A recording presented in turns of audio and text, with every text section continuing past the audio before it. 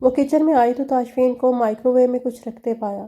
وہ لسی کا گلاس لے کر واپس مڑ گئی اور اسرار صاحب کو دینے کے بعد آ کر تاشفین سے مخاطب ہوئی جو باؤل میں بچے دہی کو مکس کر رہا تھا۔ ناشتے میں آملیٹ بنا دوں؟ وہ اپنے دھیان میں مصروف تھا۔ جگن کے کیے گئے سوال پر چونکا۔ اس کی ضرورت نہیں ہے، میں نے بریانی گرم کر لی ہے، وہی کھاؤں گا۔ وہ تو کل دوپہر میں بنی تھی، اب تک تو خراب ہو چکی ہوگی۔ فریج میں سے نکالی ہے اور خراب نہیں ہے۔ پر تم باسی بریانی کیوں کھانا چاہتے ہو جبکہ تازہ کھانا دستیاب ہے؟ پیٹ بھی خراب ہو سکتا ہے۔ خراب چاول بہت برا فوڈ پوائزن کرتے ہیں۔ میں اتنا اندھا تو نہیں ہوں کہ تازہ اور باسی کھانے میں تمیز نہ کر سکوں۔ پر تاشفین، بریانی میں نمک بہت تیز ہے۔ تو یہ کہ مت کھاؤ۔ وہ دہی میں پودینے کی چٹنی ملاتے ہوئے بولا، کیا تم نے نہیں کہا تھا کہ تم نے میرے لیے بریانی بنائی تھی؟ ہاں کہا تھا۔ اور کیا میں نے یہ نہیں کہا تھا کہ گھر آ کر کھاؤں گا؟ ہاں کہا تھا۔ تو پھر اتنے سوال جواب کیوں کر رہی ہو؟ اچھا جیسے تمہاری مرضی کھا لو، پر پیٹ میں درد ہوا تو مجھے الزام مت دینا۔ نہیں دوں گا۔ اور کچھ؟ ایک بات بتانی تھی، اگر تم ناراض نہ ہو وعدہ کرو تو۔ تاشفین نے اس کو غور سے دیکھا۔ بہت بولتی ہو۔ جب میں پریشان یا نروس ہوتی ہوں تو میری زبان اور دماغ کے درمیان کا کنیکشن فیل ہو جاتا ہے۔ اب یہ بھی بتا دو، اس وقت پریشان ہو یا نروس؟ دونوں ہی۔ پریشانی والی بات تو چلو سمجھ میں آتی ہے، مگر نروسنس کیسی؟ میں نے تمہارا فون صبح سے میوٹ کیا ہوا ہے۔ کسی اسد نامی آدمی کی 50 سے زائد کالز آ چکے ہیں۔ اب خبردار جو تم مجھ پر غصہ ہوئے۔ سچ بتا رہی ہوں، آئندہ کبھی تمہارے لیے گرمیوں کی بھری دوپہر میں چولہے کے آگے جل کر بریانی نہیں بناؤں گی۔ یہ دھمکی دے رہی ہو یا مجھ پر احسان کر رہی ہو؟ دیکھا، بریانی چکھے بغیر ہی میرا مذاق اڑا رہے ہو، تم سے یہی امید تھی۔ تاشفین نے پوز لیا اور بولا، ایک کام کی بات بتاؤں؟ جگر معصوم نظر آنے کی پوری کوشش کرتے ہوئے بولی، کیوں نہیں؟ میرے فون میں صرف ایک اسد نام کا نمبر ہے، اور جانتی ہو کہ وہ کون ہے؟ استغفر اللہ، کہیں میری کسی سوتن کا نام تو اسد نہیں لکھا ہوا؟ تاشفین نے وزن ایک ٹانگ سے دوسری پہ منتقل کیا۔ ویری فنی، تمہیں لطیفے سوج رہے ہیں۔ اول تو تمہاری سوتن ابھی ہے نہیں، اور اگر ہوتی تب بھی اسد کی کال اس کی کال سے اہم ہوتی۔ ہے کون یہ اسد خوش نصیب؟ میرا کولیگ ہے، اور بغیر ضرورت کی اس کو کالز مارنے کا شوق بالکل بھی نہیں ہے۔ دھت تیری کی، کھودا پہاڑ نکلا چوہا۔ چوہا نہیں نکلا کیونکہ تم نے اس کا قتل کر دیا تھا، بھول گئی ہو؟ میں ان خوشگوار لمحات میں اس منحوس گھڑی کو یاد کرنا نہیں چاہتی، اس لیے ادھر ہی چپ کر جاؤ۔ وہ دل پہ ہاتھ رکھ کر ایک پل کو آگے جھکا۔ جو حکم ملکہ عالیہ، اب کیا ناشتہ کر لوں؟ ہاں کیوں نہیں، میں تمہارے لیے چائے بنا دیتی ہوں۔ ناشتے میں لسی یا پانی؟ چائے صرف دوپہر میں پیتا ہوں۔ او، جب گرمی عروج پہ ہوتی ہے؟ ہاں، اور گرمی کی وجہ سے نیند حملہ کرتی ہے، تب چائے نیند بھگانے کے کام آتی ہے۔ اور جب آدھی رات سے زیادہ باہر رہتے ہو تب نیند کیسے دور رہتی ہے؟ تب تمہارے بارے میں سوچتا ہوں، نیند خود بخود بھاگ جاتی ہے۔ جوگر نے اس کا انداز اپنایا۔ ویری فنی، مگر میں اتنی بھی ڈراؤنی نہیں ہوں۔ وہ دروازے کے قریب کھڑی تھی۔ تاشفین نے اس کے اور اپنے درمیان کا فاصلہ ختم کیا، عین اس کے سامنے رکا۔ ہاں ٹھیک کہہ رہی ہو، قریب سے دیکھنے پر اتنی بھی ڈراؤنی نہیں دکھائی دیتی ہو۔ ویسے تمہاری یاد کا اثر اس کے الٹ ہوتا ہے، جب تم یاد آؤ تو دل کہتا ہے، یار کیا یہ فضول کے کاموں میں وقت برباد کر رہے ہو؟ گھر جاؤ اور اس کی آغوش میں سر رکھ کر زندگی کے سپنے دیکھو۔ پر اچھی بات یہ ہے، آج تک دل کا مخت کی ایک نہیں سنی۔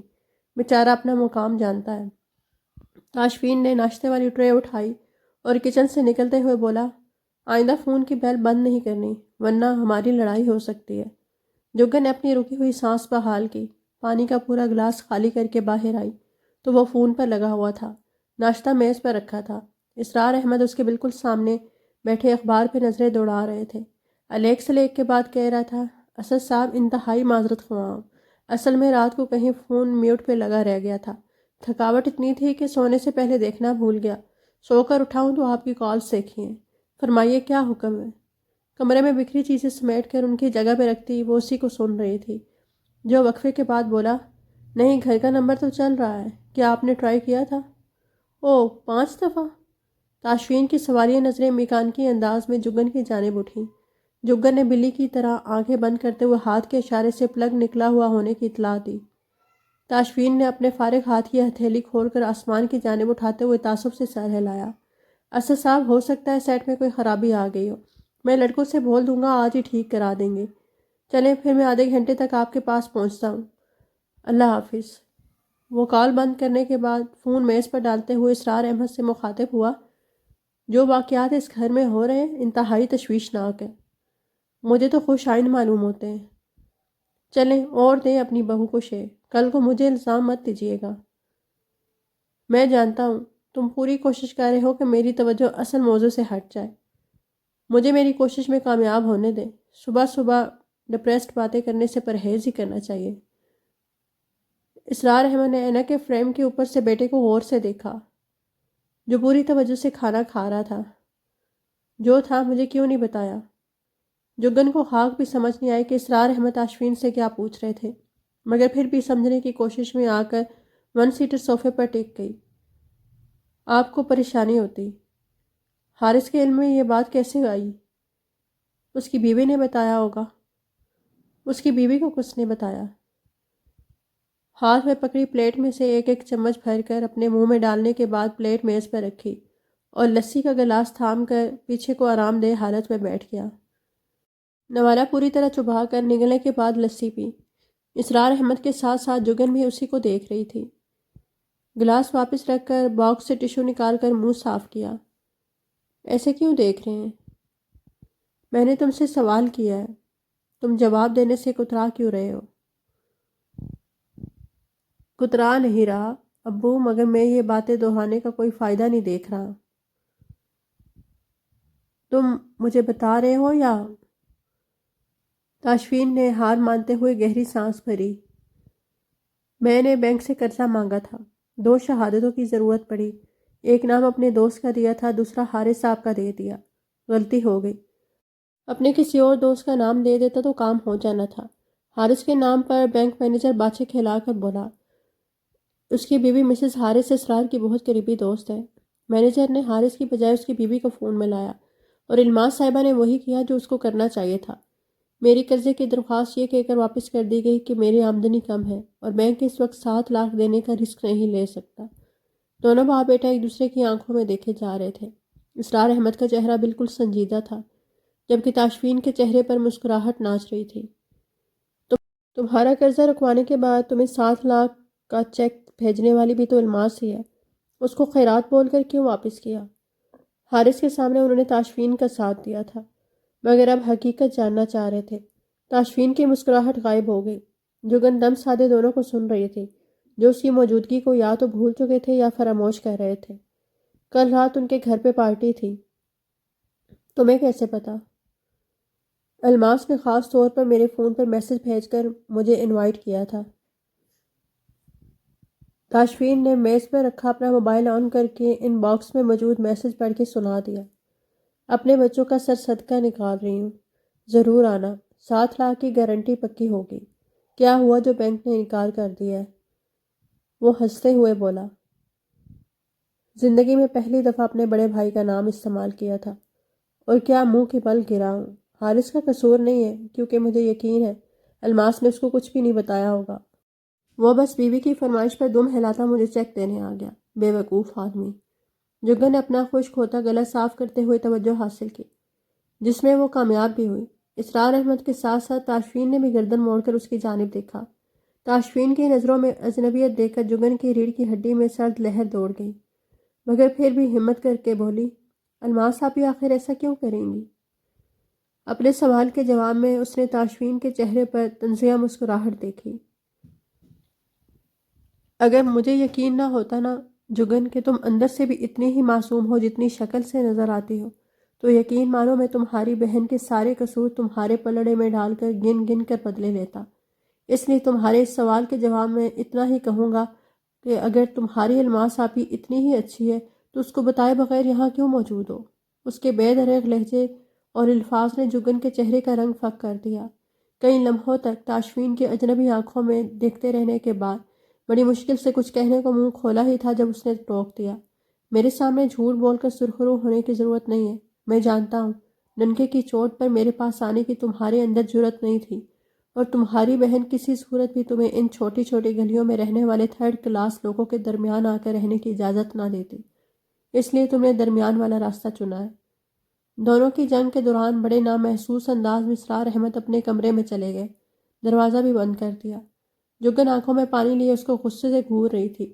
یہ جھوٹ ہے، تم اب بھی یہ گیم کھیلنا چاہتی ہو؟ کیا یہ سچ نہیں ہے کہ تم اپنے گھر میں بتائے بغیر یہاں آئی تھی؟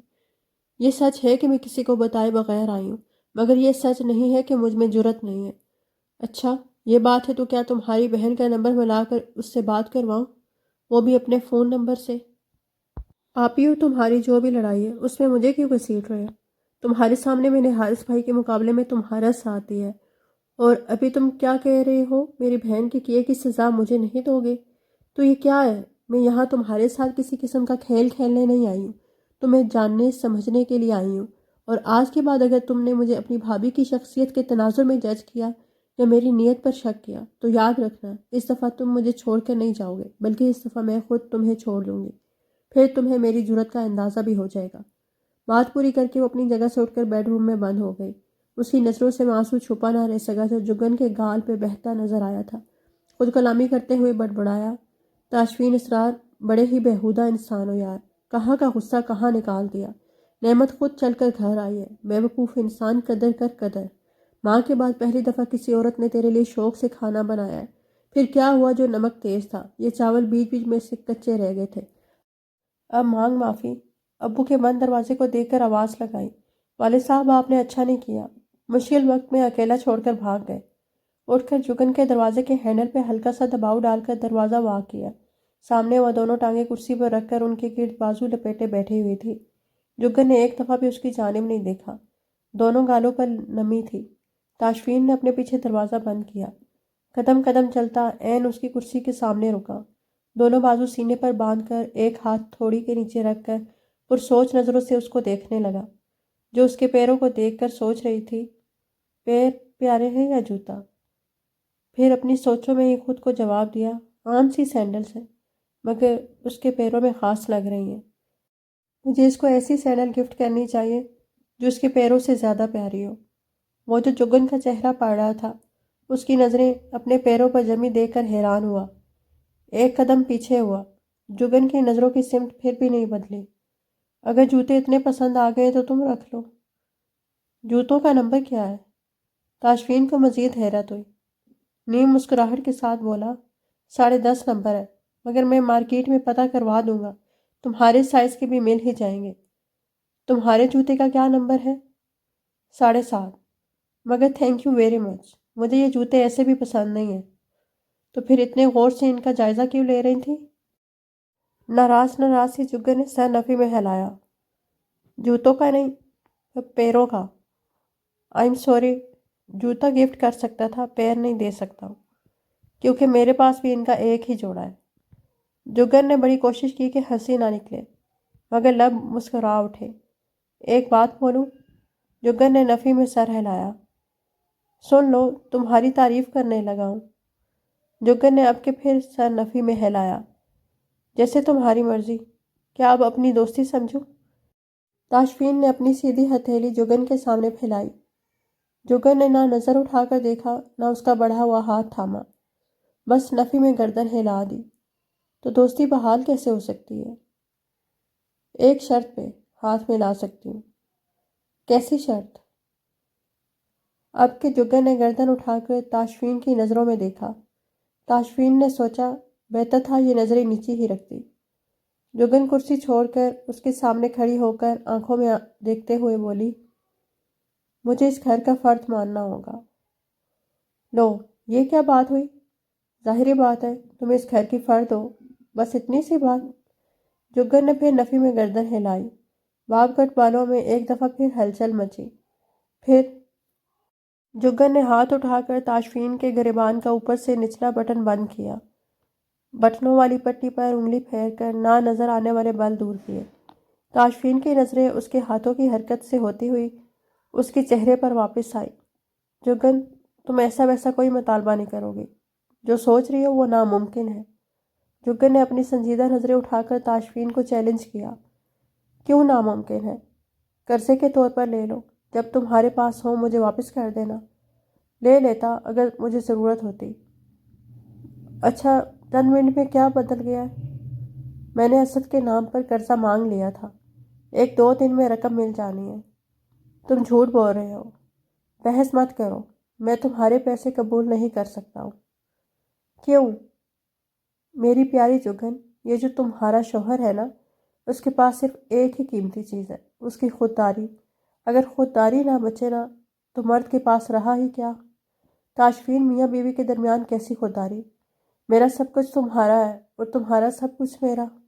تاشفین نے انگلی کے پوروں سے جگن کی آنکھوں میں آتے بال اس کے کان کے پیچھے اڑسے۔ جگن، تمہارا سب کچھ تمہارا اور میرا سب کچھ بھی تمہارا ہے۔ یہ بول کر تم مجھے غیریت کا احساس دلا رہے ہو۔ کیسے سمجھو گے یار؟ کم از کم میرے حق مہر والی رقم تو لے سکتے ہو نا؟ میں چاہتا ہوں۔ کیا چاہتے ہو؟ میں چاہتا ہوں کہ تم فرض کرو تم ایک غریب باپ کی بیٹی ہو، بینک میں ایک اکاؤنٹ تک نہیں ہے، تھوڑا سا مشکل وقت ہے، یہ گزر جانے دو، تمہیں ہر آسائش دینے کی کوشش کروں گا۔ تاشفین، چلو فرض کیا غریب باپ کی بیٹی ہوں، پر کیا یہ بھی فرض کروں کہ میں جاب نہیں کرتی ہوں؟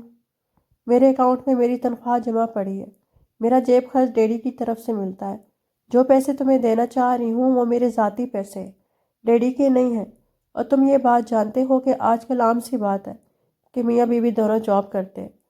چلو ٹھیک ہے، اگلی دفعہ جب مجھے ضرورت پڑی تو سیدھا تمہارے پاس ہی آؤں گا، مگر ابھی تو تم یہ فارس لوگوں کی شاپنگ اور یہ بک شیلف جیسے سارے سٹنٹ بند کرو۔ اچھا، پر میں سوچ رہی تھی نرگس کی شادی سے پہلے پہلے سارے گھر کا پینٹ نیا کروا دیں گے۔ وہ کس لیے؟ ابو کہہ رہے تھے کہ ہو سکتا ہے پھپھو لوگوں کے مہمان ہماری طرف بھی رکے تو اچھا لگے گا نا، نیا پینٹ ہوا ہوگا، سارے کمرے دوبارہ سے فرنشڈ کروں گی، کتنا مزہ آئے گا نا۔ تاشفین نے ٹوکنا چاہا مگر جو خوشی جگن کی آنکھوں میں نظر آ رہی تھی، اس خوشی نے زبان پہ آئے جملے کو بدل دیا۔ اب وہ کچھ یوں بولا، فارس سے کہہ دوں گا، وہ پینٹ والے کا انتظام کروا لے گا، اس کے علاوہ جو سامان چاہیے اسی کو لسٹ بنا دینا، میں پیسے دے دوں گا۔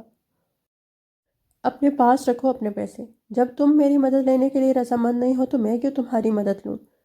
وہ کچھ کہنے والا تھا جب باہر ہونے والی اطلاعی گھنٹی نے خاموش کروا دیا۔ بے اختیار اپنے ہاتھ پر بندھی گھڑی پر نظر ڈالی۔ تم نے باتوں میں لگا کر مجھے اچھا خاصا لیٹ کروا دیا، مجھے لگتا ہے ڈرائیور انتظار کرنے کے بعد گھر ہی آ گیا ہے۔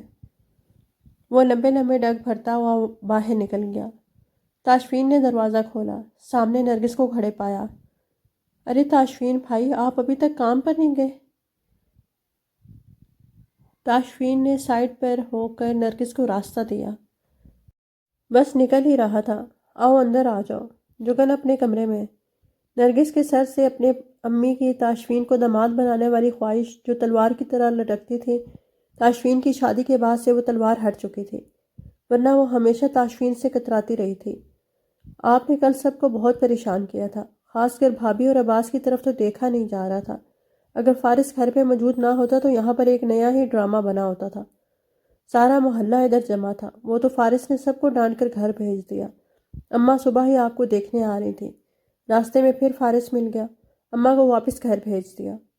تاشفین جو اپنا والیٹ وغیرہ چیک کر رہا تھا، ہاتھ وہیں رک گئے۔ دل ہی دل میں فارس کا شکر گزار تو ہوا ہی، مگر اپنے سے چھوٹے پہ پیار بھی بہت آیا۔ حالانکہ عام طور پر فارس لاابالی مشہور تھا، مگر ایسے مواقع پہ وہ ثابت کر دیتا تھا کہ تاشفین اس پہ بھروسہ کر سکتا تھا۔ پریشانی کی کوئی بات نہیں تھی، پر کام ہی ایسا ہے، بندہ چاہتے ہوئے بھی ایسے وقت سے بچ نہیں سکتا۔ مجھے خوشی ہے فارس نے میری خلاصی کروا دی۔ جگن باہر آئی، نرگس پہ نظر پڑتے ہی چہرے پہ مسکراہٹ دوڑ گئی۔ نرگس پھپھو کی طبیعت اب کیسی ہے؟ رات ان کا بی پی لو ہو گیا تھا۔ جیسے ہی تاشفین بھائی کی گاڑی گلی میں رکی تھی، اماں کا بی پی خود بخود ٹھیک ہو گیا تھا۔ کہہ رہی تھی ہلکی سی کھڑکی کھول کر تاشفین کی ایک جھلک دیکھ لی تھی۔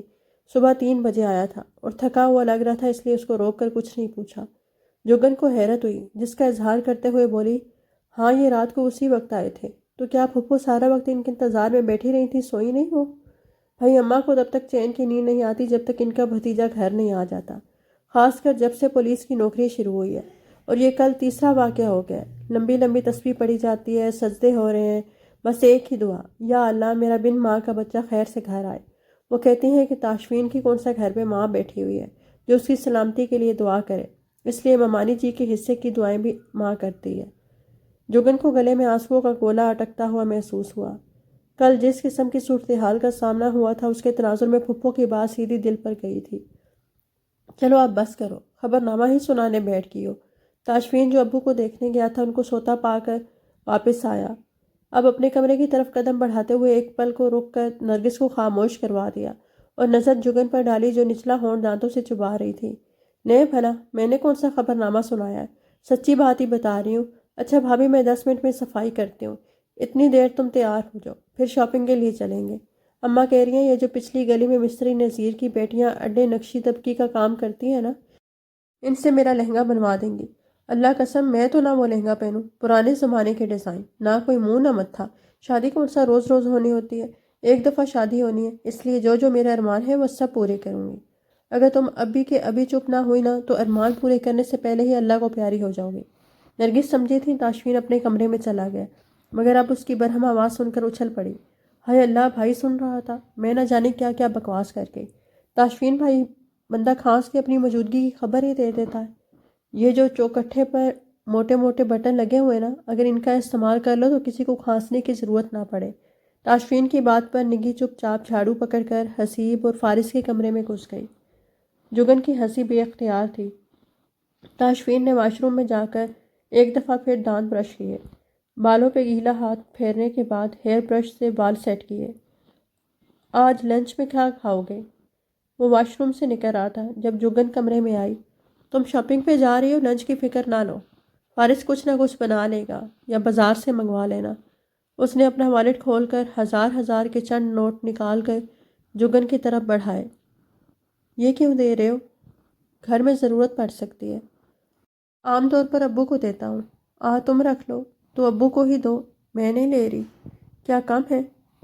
یہ بات نہیں ہے، مجھے پیسوں کی ضرورت ہوئی تو ابا سے ہی لے لوں گی، ابھی تو میرے پاس ہیں۔ ابا کے کمرے میں گیا تھا، وہ سو رہے ہیں، یہ تم رکھ لو یا ان کو دے دینا، مگر میرے لیے لنچ مت بنانا۔ کیا چاول اتنے برے لگے ہیں کہ لنچ نہ بنانے کا بول رہے ہو؟ تاشفین نے غور سے جگن کو دیکھا۔ ہلکے پیازی پرنٹ دوپٹہ سیٹ میں باب کٹ بالوں والی جگن۔ تاشفین نے ناک کے ذریعے گہری سانس اندر کھینچی۔ تم پل پل مجھے حیران کر رہی ہو۔ وہ کیسے؟ مجھے دیر ہو گئی ہے، آج تک کبھی اتنا لیٹ میں آفس نہیں گیا ہوں۔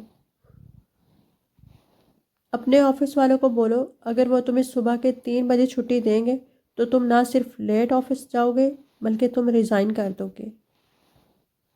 میں ریزائن کروں گا؟ ہاں۔ اب تم پھر مجھے باتوں میں لگا رہی ہو۔ تم کس قدر خوش فہم انسان ہو۔ ایک پل کو تاشفین کی گہری ہنسی گونجی، اگلے پل وہ کمرے سے باہر تھا۔ کہیں جانا ہو تو اپنے بہنوئی کو گاڑی بھیجنے کے لیے فون مت کرنا۔ اندر ڈریسنگ ٹیبل کے دراز میں گاڑی کی چابی پڑی ہے اور گاڑی باہر بازار میں پارک ہے۔ اکیلی جانا چاہو تو کوئی بات نہیں، پر مجھے تسلی رہے گی اگر فارس یا حسیم میں سے کسی کو ساتھ لے جاؤ۔ میں جانتا ہوں تم اکیلی اپنی گاڑی میں آنے جانے کی عادی ہو، پر چونکہ ابھی تم یہاں کی گلیوں سے واقف نہیں ہو تو میں نہیں چاہتا کہ تمہیں کوئی پریشانی ہو۔ اگر تمہیں میری پریشانی کی فکر ہے تو رات گئے تک گھر سے باہر مت رہنا۔ باہر گلی میں نکل کر وہ رکا، مڑ کر دروازے کی دوسری جانب کھڑی جگن کو دیکھا۔ وہ نہیں جانتا تھا کہ وہ اس کے پیچھے آ رہی ہے۔ چند پل خاموش نظروں سے اس کا چہرہ پڑا، پھر ہلکے سے لب پھیلے، گال کا ڈمپل نمایاں ہوا۔ السلام علیکم۔ وہ آگے بڑھ گیا، جگن کے لب بڑبڑائے، وعلیکم السلام اور فی امان اللہ۔ دروازہ بند کرتی تیز تیز قدموں سے واپس اپنے کمرے میں آئی۔ نرگس بھی پیچھے تھی۔ بھابھی صفائی بس مکمل سمجھو اور تیار ہونے کی کرو۔ جگن اپنے ہینڈ بیگ سے اپنا بند پڑا موبائل نکالتے ہوئے بولی، تیار بھی ہوتی ہوں، پر پہلے مجھے حارث بھائی کی تو ذرا خبر لینے دو، ایک بات ان کے پیٹ میں ٹک نہ سکی۔ نرگس نہ سمجھی سے پہلے تو اس کو دیکھتی رہی، پھر اس کو فون میں مصروف دیکھ کر اپنے کام کو لگ گئی۔ السلام علیکم، جگن بول رہی ہوں۔ وعلیکم السلام۔ تم نہ بتاتی تو مجھے کب پتہ چلنا تھا کہ جگن بول رہی ہو۔ مذاق کے موڈ میں بالکل نہیں ہوں، آپ سے لڑائی کرنے کو کال کی ہے۔ اچھا، صبح والے رویے کے بعد بھی کچھ بچا ہے کہنے کو؟ صبح تو میں نے کوئی بات ہی نہیں کی تھی۔ ہاں ہاں، مجھے گھر سے جانے کا تو صرف تاشفین نے بولا تھا، تم نے تو بلکہ اس کو منع کیا تھا کہ میرے بھائی کو ایسے گھر سے جانے کا نہ بولیں، وہ ہرٹ ہوگا۔ حارث بھائی، صبح جو کچھ بھی ہوا اس کے پیچھے آپ کی عزیزت جان بیگم کا ہاتھ ہے، میرا نہیں۔ اور اس بات کو چھوڑیں، میں نے فون پرسنل ریزن کی وجہ سے کیا ہے۔ بھائی ہوتے ہوئے آپ نے مجھے دھوکہ دیا ہے۔ ہیں، کیا بول رہی ہو؟ میں نے آپ سے ایک دن گاڑی کیا منگا لی، آپ نے اٹھا کر تاشفین کو بھی بتا دیا۔ یعنی آج کے بعد بندہ آپ سے کوئی فیور ہی نہ مانگے۔ دوسری طرف حارث نے گہری سانس لی۔ جگن، ایک سیکنڈ کے لیے تم نے مجھے پریشان کر دیا تھا۔ پاگل لڑکی، میں نے تاشفین کو نہیں بتایا تھا۔ تو پھر کس نے بتایا؟ آپ کو پتہ ہے ابھی ابھی وہ مجھے کہہ کر گیا ہے کہ آئندہ گاڑی کی ضرورت ہو تو اپنے بہنوئی سے منگوانے کے بجائے اس کی گاڑی لے کر جاؤں۔ اس دن تاشفین یہاں میرے آفس میں تھا جب تمہاری کال آئی تھی۔ اس نے میرے سیل پہ تمہارا نام دیکھ کر کال آن کر کے اسپیکر آن کیا تھا، بلکہ میرا فون ہی اٹھا کر کھڑکی سے باہر پھینک دیا۔ دو پل کو اس کی بولتی بند ہو گئی، سوچتے ہوئے بولی، حارث بھائی، یہ جو آپ کا بھائی ہے نا، اچھا وہ میرا بھائی ہو گیا، اور صبح جب اس کے ساتھ کھڑی ہوئی تھی تب کیوں نہ یاد آیا؟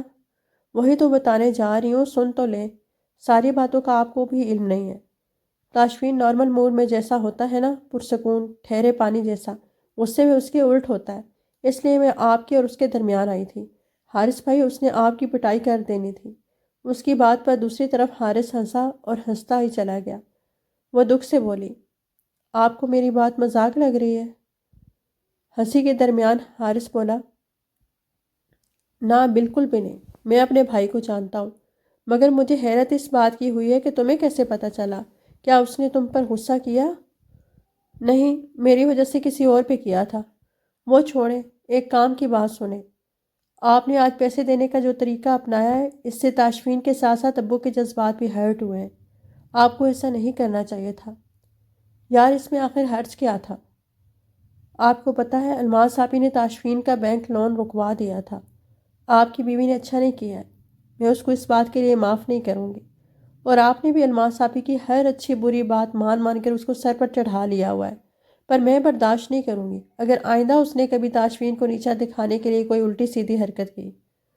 جگن بولے جا رہی تھی، مگر دوسری طرف حارث کو اس کی بات میں کوئی ربط نہ ملا، اس لیے ذرا تیز آواز میں جگن کو ٹوکتے ہوئے بولا، خدا کا نام لو لڑکی، تم کب سے اتنی باتونی ہو گئی ہو؟ اور یہ قرضے کا کیا قصہ ہے؟ اگر ناگوار نہ گزرے تو اس پر روشنی ڈال دو، میرے پلے کچھ بھی نہیں پڑا۔ کیا میں بہت زیادہ بول رہی ہوں؟ اصل میں مصروف ہوں، وقت کم ہے، اس لیے جلدی جلدی سب کچھ بتا رہی ہوں۔ اس نے مختصر لفظوں میں ساری بات حارث کے گوش گزار دی۔ اچھا حارث بھائی، ابھی فون رکھ رہی ہوں، نرگس آئی ہوئی ہے، اچھا نہیں لگتا کہ میں اس کو وقت دینے کے بجائے فون پہ مصروف رہوں۔ آپ کے ساتھ دوبارہ بات ہوگی، اللہ حافظ۔ حارث کو سوچتا ہوا چھوڑ کر وہ فون رکھ کر نرگس کو ڈھونڈنے نکلی۔ مجھے باہر نکالو، مجھے کیوں پکڑا ہے؟ اس کے ہاتھ پیر مکمل طور پر رسیوں سے جکڑے ہوئے تھے۔ کوئی ہے؟ خدا کے لیے مجھے اس قبر سے نکالو، میں مرنا نہیں چاہتا ہوں۔ سن رہے ہو؟ جو چاہتے ہو، جتنے پیسے چاہتے ہو بتاؤ، میں دینے کو تیار ہوں، پر مجھے جانے دو، تمہیں اللہ کا واسطہ ہے مجھے چھوڑ دو۔ وہ اونچی آواز میں رونے لگا۔ اس کے آنسو آنکھوں پہ بندھی پٹی میں گم ہوتے گئے۔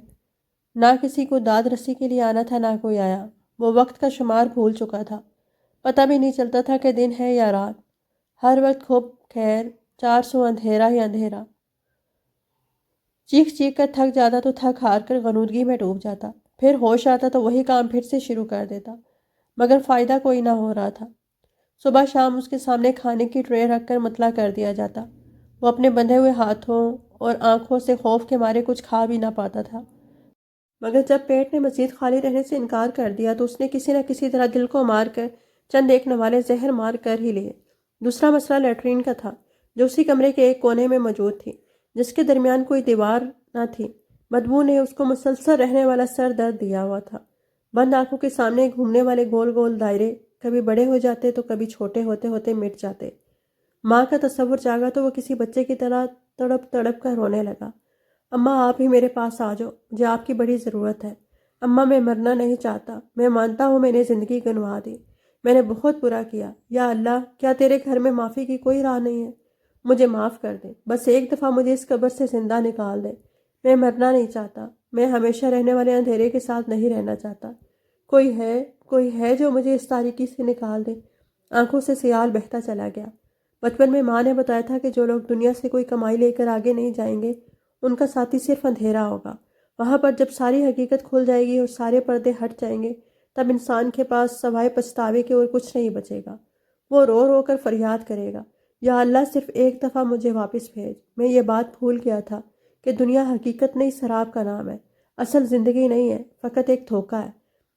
جب فریاد کر کر کے تھک جائے گا تو آواز آئے گی، دنیا کی زندگی اتنی ہی تھی جتنی تو نے جی لی، ہم نے تمہیں بار بار مواقع دیے، تمہاری رسی دراز کیے رکھی، تمہیں پوری آزادی دی گئی، مگر تم نے کیا کیا؟ تم نے نافرمانی کی۔ اللہ پاک نے والدین کے ساتھ حسن سلوک بارے قرآن میں یہ دعا کرنے کا حکم فرما دیا ہے، یا اللہ تو میرے والدین پر جب کہ وہ ضعیف ہو جائے اپنی شفقت اور رحمت نازل فرما، ان کے ساتھ نرمی والا معاملہ فرما، جیسے انہوں نے مجھ پر نرمی اور شفقت فرمائی جب میں چھوٹا تھا۔ اس اندھیری قبر جیسے کمرے کے سخت فرش پر پڑے میلے کچیلے کپڑوں والے انسان کو آج اپنی ہر زیادتی یاد آ رہی تھی۔ اپنے پیاروں کے چہرے ایک ایک کر کے کسی فلم کی طرح ذہن کے پردے پہ چل رہے تھے۔ بیٹی کو یاد کر کے وہ اتنی ہی شدت سے رویا جتنی شدت سے اپنی ماں کو یاد کر کے رویا تھا۔ آج اسے احساس ہوا تھا کہ ہم ساری عمر اسی دھوکے میں گزار دیتے ہیں کہ ہمارے معاملات بس آپس میں ایک دوسرے کے ساتھ محدود ہیں۔ انسان کی خاطر ساری مشقت اٹھاتا ہے، پر ایک وقت آتا ہے جب احساس ہوتا ہے کہ معاملہ تو ہمیشہ سے بندے اور اس کے رب کے درمیان رہا ہے، تعلق تو رب اور بندے کا ہے، باقی رشتے ناتے تو اس تعلق کی پہچان کروانے کا ایک چھوٹا سا ذریعہ ہے۔ مگر یہ بھی سچ ہے کہ دنیاوی رشتوں میں کامیابی کے سند حاصل کیے بغیر اللہ کی بارگاہ میں قبولیت کی ڈگری نہیں ملتی۔ حقوق العباد پر تو حقوق اللہ سے بھی زیادہ زور دیا گیا ہے۔ آصف علی واصف کا بڑا خوبصورت قول ہے، فرماتے ہیں وہ جنت بھلا کوئی جنت ہوگی جس میں میرا سگا بھائی میرے ساتھ نہ ہو۔ یہ قول جب اس نے پڑھا تھا تب غور نہیں کیا تھا، بات کی گہرائی کو جانچا نہیں تھا، پر اس ایک ہفتے کی اذیت نے ہر وہ بات یاد کروا دی جسے وہ کبھی یاد رکھنا ہی نہ چاہتا تھا۔ آج اس کو اپنے بھائیوں کا خیال آتا تو دل میں شدید لہر اٹھتی۔ اس نے خود اپنے ہاتھوں سے اپنی جنت کے ہمراہیوں کی میت گنوا دی تھی۔ وہ تصور میں بے تابانہ اپنے بھائی کے چہرے کا ایک ایک نقش چومتا، اس کے سامنے ہاتھ تک جوڑ گیا۔ وہ ایک بہت ہی خوبرو آدمی تھا، مگر ایک ہفتے کی بڑی ہوئی شیو اور دھول مٹی سے اٹے حلیے نے اس کی حالت بدل دی تھی۔ اس وقت اگر اس کے گھر والے دیکھتے تو پہلی نظر میں بالکل نہ پہچانتے۔ اللہ کی قدرت سے بڑی طاقت کوئی نہیں ہے، جب یہ انسان کو اس کی اوقات یاد کروانے پہ آتی ہے تو بڑے بڑے بادشاہوں کو گدا کر دیتی ہے۔ اس لیے صاحب فہم لوگ برے وقت سے اللہ کی پناہ مانگتے ہیں، جیسے وہ اس وقت اللہ کے بعد اللہ کے بنائے گئے وقت کے رحم و کرم پر تھا۔ اس امید پر سانس لیے جا رہا تھا کہ شاید آنے والی کوئی گھڑی اس کی نجات کی خبر لے کر آئے۔ وہ گھڑی کب آنی تھی، آنی بھی تھی کہ نہیں، یہ صرف وہی جانتا ہے جو واحدہ لا شریک ہے، جس سے کائنات کی کوئی بھی چیز چھپی نہیں ہے۔